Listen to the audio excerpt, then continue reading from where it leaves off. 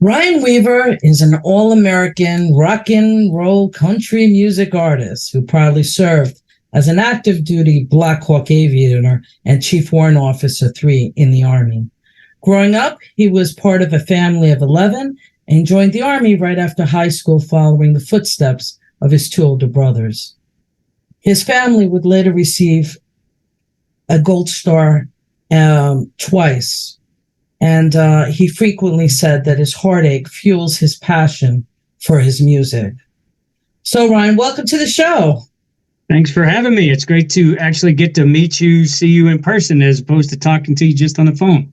Oh, it's my honor as well. So tell our audience about your family and the loss that you all suffered as patriots and serving your duty for your country. Well, I have a family history of military service. Grandfather was in World War II. My dad was a Marine.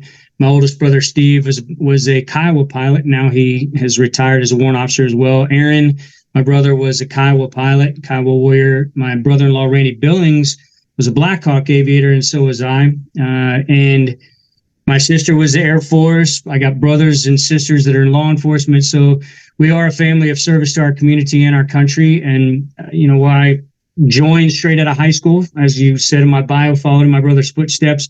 They went a little bit of a harder route than I did. They went into the Ranger Regiment and did all that hardcore stuff. I went military intelligence to start.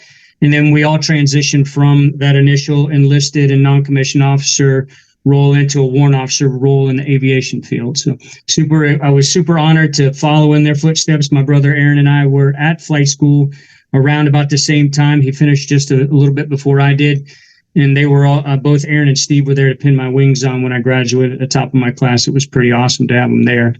We went to combat. Both Aaron and I went to combat in Iraq. I was there in 2003 to 2004. I think March 1st was when I actually landed boots on the ground in Kuwait. And then Aaron came shortly thereafter that with the 82nd Airborne. I was with the 1st Armored Division.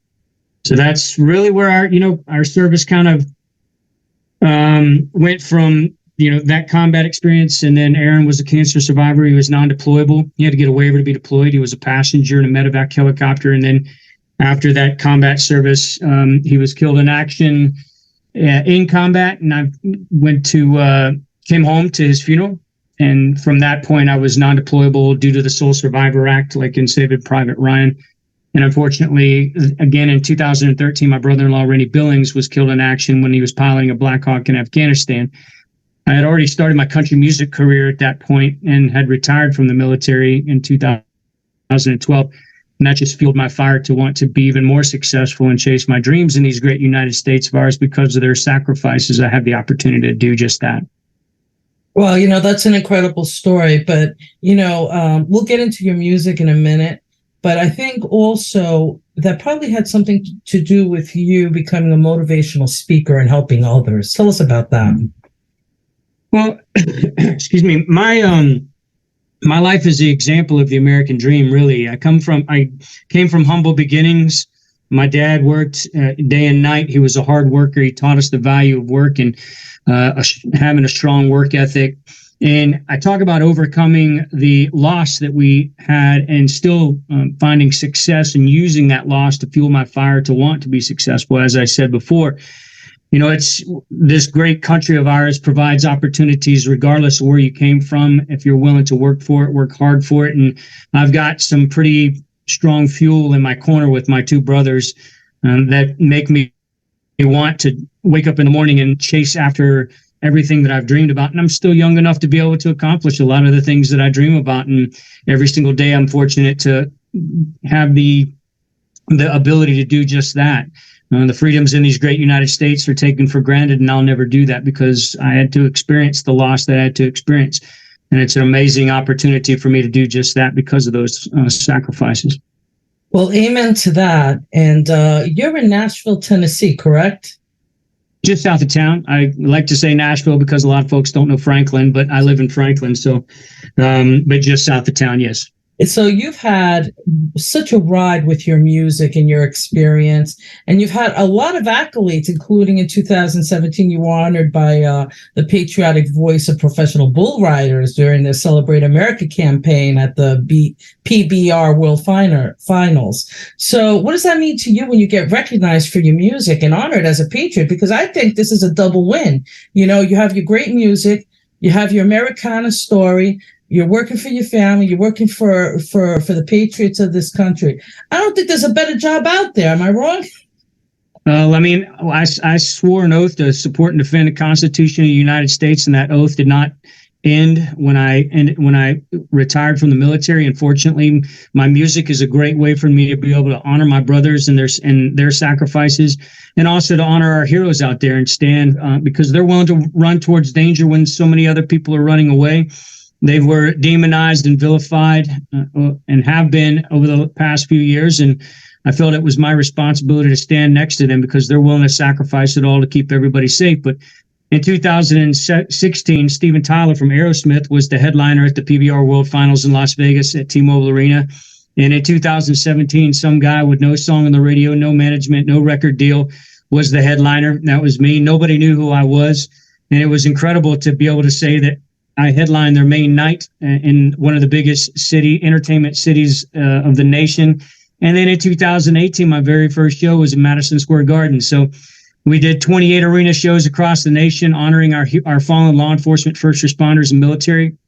And a song that I co-wrote has a music video called Never Forgotten that we did to honor them. And it was played in all those arenas. And they sent me overseas to Australia to do the same thing. So I've had an incredible ride as an independent artist and been able to do some amazing things since I've started on this path to, honoring my brothers on stage and through my music. It's been incredible. Yeah, and you mentioned your song "Never Forgotten." Tell us a little bit more about that, because I actually love the song. It really hits home. But tell us a little bit more about that. Well, I had a couple of music videos that were out, and one of those music videos was Burn, and I honored the Benghazi 4 that we lost along with my brothers in that music video. And that got me some notoriety, and started moving out to regional shows. And I did a nonprofit event for veterans called Freedom Fest out in Colorado, and Sean Gleason, the CEO of the Professional Bull Riders, was in the front row and a sponsor of the event. He loved my story. The energy that it comes along with PBR events. I mean, if your listeners or your viewers have not gone to a professional bull rider event, you really need to. They're immensely patriotic, but it's pure energy and it's all bulls. It's not like the normal rodeo. It's all the biggest, baddest bulls in the world, and the cowboys that compete are the top 35 cowboys. And this is on the Monster Energy Tour, but I got to co-write this song, Never Forgotten, for our heroes, and we recorded the video in my hometown. The music video, portions of it were recorded in my hometown. It was awesome to go back to my high school and to go back to parts of my hometown and have my dad in the video. He passed away last year. To have him in the video honoring, and my oldest brother, Steve, that I talked about earlier. The video is powerful, and it showcases the New York Fire Department, New York Police Department, heroes that were killed on 9/11. It showcased the Dallas police officer. I say showcase, honored the Dallas police officer that was killed downtown in that BLM attack, and a Border Patrol agent that was murdered in the line of duty on a drug bust. And we got to honor their families, and my family was the military representative of that. There's so much about that video that means the world to me, and obviously having my family involved in it and honoring our heroes across the nation was a huge, huge honor for me. Well, I got to tell you, you could probably tell from my accent, I'm from New York. Don't hold it against me. And we were there, for 9/11, and our family, we lost 3 people, family member and 2 good friends, and it was almost like a nightmare with that, when that all happened, and what people lost, and having it, people can't forget. It's never forget, which is another song kind of along those lines, right? Never Forgotten, that I really love as well. And so I thank you for bringing that attention and keep bringing that attention, because I think the newer generation is not really understanding what it all means. And I'll tell you this much, my friend, we have a big problem with some of our veteran groups. I'll tell you right here in Pennsylvania, we've noticed that, I have a very good friend of mine, our church, our organization, it does, supports vet stock and bulletin and barbecue and all these great events. And my good friend Karen, who was a big part of putting that together, she and I had a dialogue, and she said, our older veterans are dying, and they're dwindling. Every year it's a little bit less. And I said, what's going on with our new veterans? And it almost seems like they want to forget about it. They don't want to be honored. They want to move on with their lives. I think there's a psychological something going on there. I can't put my finger on it. Certainly, we're not going to have a barbecue for you if you don't want to remember these things. We don't want to torment people because we think we're being good about it and nice and that kind of thing. But what's your feelings on what people are going through with our new military veterans, what they're suffering? I'm really curious to hear what you have to say about that. Well, I think that there are so many different perspectives based off of what our military service members did. You have so many of them out there that were in the Iraq conflicts and Afghanistan conflicts, and their experiences there have really guided the way that they respond to a praise or whatever it may be back here in the U.S. I mean, the suicide rate is at an all-time high again. Our VA in the last few years has gone from a 90% approval rate for veterans under Trump's presidency to absolute dismal failure underneath Biden's presidency, because there is no accountability. I think that in a lot of ways, I would say that our military service members don't necessarily want or not want to be honored. I think that they're being forgotten. I think that taking care of our, illegal immigrants before you take care of veterans, our homelessness on the veteran side is also skyrocketed. These are issues that the people that have the ability to create change and create make a difference in these veterans' lives, they can, but they're not. And one of the things that a lot of folks don't realize is that on the nonprofit side of the house, 98% of all funds that go to support our heroes in the hero community, and I like to say heroes because that is law enforcement, first responder communities as well, comes from those communities. And if you think that the fraction of the U.S. population that has actually served in the military or in the law enforcement, first responder communities, what they're doing to help their own, imagine what we could do if, as a nation, regardless of whether you served or not, you got involved in supporting vetted, great nonprofit organizations that are supporting our heroes, what we could do to save them or to make them feel honored or make them want to remember their brothers and sisters in arms, as opposed to looking at those losses that they've suffered as a hindrance. Let them look at those as fuel for their fire to want to be successful. That's one of the things that I talk about on a regular basis. If you can change that perspective to live your life in their honor, it takes 1 million pounds of weight off your shoulders. And I think that there are a lot of folks out there that can help our heroes do just that if they want to get involved. We're going to continue this dialogue, my brother, because what you told me right now, because it's been like a conundrum in my head. How do we help those who deserve the help because they fought for us? Freedom is not free. We hear this all the time right now. And the reality is because we see our freedom slipping away. And I can only imagine for those who served and gave it all and saw it all, to say, what was I fighting for when look what's happening right now? Yeah. It's slowly being chipped and chipped away. So I can certainly understand that frustration. But, so here you have it, folks. Remember, we got to get involved. I think this is great advice. We're going to talk again about this because I think this is a project I want to help spearhead. How do we support legislation? How do we support organizations that are going to provide better services, better support to our veterans who, sacrifice so much for us? And forget the barbecues. Okay, barbecues come later, and we all like to eat. But no, let's make sure they get the medical services they need, the attention they need, and make them feel like who they are, which is heroes. Okay. So thank you so much on that. Listen, where can our folks go see your music? Tell me, where can they go right now to check out your videos and find out a little bit more about you?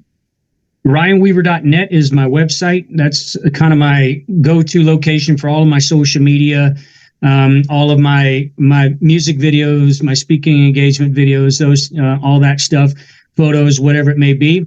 They got some of my newest shirts up there with Grit Gear Apparel, my apparel company, and Patch Ops, all these kind of. I mean, I partner with so many different brands and fellow veteran-owned or small family American-owned businesses. If anybody wants to get in touch with me directly on Instagram or Facebook, it's Ryan Weaver Country, all three words, and it's a blue check mark. If it's not a blue check mark, it's not me. But you'll see that I'm pretty vocal on my politics. I'm pretty vocal on what I care about as far as my where this country is going. And I also put my music out there all the time as well. We got some amazing things. I'm super excited about 2024 already with y'all. Looking forward to that to Freedom Fest in 2024. It's going to be awesome. Well, we're so excited about that. And so what are your feelings? What do you think is going on with President Trump? Because we love him. I'm going to tell you right now, we need him. He has a proven record. And we obviously saw what happened in 2020. I think you have to be asleep at the wheel to not recognize what happened and what's been happening since they're in full speed ahead mode of complete annihilation within. Well, the one question that I always ask people that I never get an answer to, I mean, I actually ask people to do two things legitimately and contextually. Give me a list of what Biden has done to make your life personally better in 50 years as a politician. And then give me a list of what Trump did in the 4 years that he was president that made your life personally worse. And nobody ever has an answer for that, and there is no, you can't find someone who is a Biden supporter who actually can provide contextual facts as to why, other than they don't like Trump. But the thing is, if you look at your wallets, if you look at the security of this nation, if you look at the billions of dollars that are going overseas, and it's at the most grassroots basic level, look at how our heroes are treated. When you see when a government treats their heroes the way our heroes are being treated, that is a perfect. If they're willing to do that to our heroes, why do you think they would want to treat you any better, or they care about you as an individual? Well, I mean, you're looking right now at the looming shutdown, as they're saying in headlines. And I mean, I can't tell you the number of times in the 21 years I served underneath presidents that they said, oh, we're going to have a shutdown. We're going to have a shutdown. Military always got funded. But it's amazing to me to see that this commander-in-chief, I like to call him a clown-in-chief, but this commander-in-chief is willing to set aside money for a foreign army in a foreign war, but he's willing to veto a bill that is going to provide a raise for our junior enlisted soldiers, the folks that need it the most. If you're not willing to take care of our heroes at home, but send billions upon billions of dollars to a foreign nation and a foreign army, what does that say about the leadership of this country? Well, I know that Trump would never do that. And the bottom line is he supports our heroes. He stands next to our heroes. And that's an indicator of what kind of leader we would have in the White House that we had for 4 years. I have a laundry list of things that he signed in executive orders that took care of me directly as a veteran. The VA services, all the different things that as a veteran I have access to. As a Gold Star family member, 2-time Gold Star family member, the things that he did for Gold Star families. I just look at those actions and I say that, the promises that he made to take care of us, he fulfilled those promises. Could he get everything that he promised done in the 4 years that he had? A lot of it, no. There are some of the things, no. But was he on path to get those things accomplished? Did a lot of the things that he promised to get done get immediately stopped when Biden came in simply out of spite? Absolutely. 7.6 million people have illegally crossed the border that we know of. And because of the policies that we've got with this administration, and Trump was an America first person. Right now, we're in America. We have an America last presidency, and it just needs to stop. And I know if we get Trump back in office, we're going to see that America first policy again. And I love that about him. And you know what? That's what our freedom festivals represent. Everything that has to do with our Constitution, our inalienable God-given rights. And our forefathers are rolling in the graves right now, I guarantee you, because they understood the value of what it was to build a republic that was truly free. They also recognized that most likely it would be destroyed within. It could not be destroyed from outside, but within. And we also know that they went through horrific, a lot of people don't know their history, but they were affluent. A lot of them had their own farms, their own money, whatever. And they lost everything, many of them, and suffered immensely for patriotism and love of country. Today, the folks have to wake up. It's faith over fear. You see these patriots here who gave almost everything and lost so much. And get out there, get out the vote, do what you can in your neck of the woods. We got to make sure that the cheating is minimized. We got to make sure they cannot succumb over an army of patriots at the voting booth. It's just impossible. Absolutely. Someone said, posted this on social media. I've seen it multiple times, but the best way to look at how someone values their vote or doesn't value their vote, if you're put $1,000, well, let's just say put $10,000 in cash in an envelope and mail it to your brother or sister in the mail. If you have enough confidence that $10,000 is going to make it to where it goes to, then why would you want to? Nobody's going to say they have the confidence that it's going to make it to where it's supposed to go. So why would you not want to take it in person? Same thing when it comes to voting. That vote is worth so much more than $10,000. Goodness gracious, have we spent more than $10,000 than we did before inflation was at skyrocketing record highs. So, every voter out there just needs to think that way. If you're not comfortable to send that much money in the mail because you think that it's going to be intercepted or stolen, which it probably will, why would you want to do that with the power of your vote? Get into the booths, get out there and vote, make your voice heard. Smart words, and that's why our forefathers had in the Constitution elections happen in one day. By the end of the day, you should know who won. And boy, has that Constitution been under attack like everything else. We thank you so much. Ryan Weaver, you are a patriot. You represent patriotism. We love your music. We love what you represent. We love what you overcame, because it would have been easy to just kind of fall apart and like some people do and try to struggle. And you lifted yourself up. You lifted your family up. You became an example to many. And the sacrifices and being able to funnel those emotions, into your music, that is a gift of God. So I just say that straight out. So God bless you. And we hope to see you soon. And we hope to see you play live. All right. Absolutely. I'm excited. I can't thank Ken enough for connecting us. People come into your lives for a reason. And I'm so glad that our paths have crossed. Amen. Be well, brother. Be safe.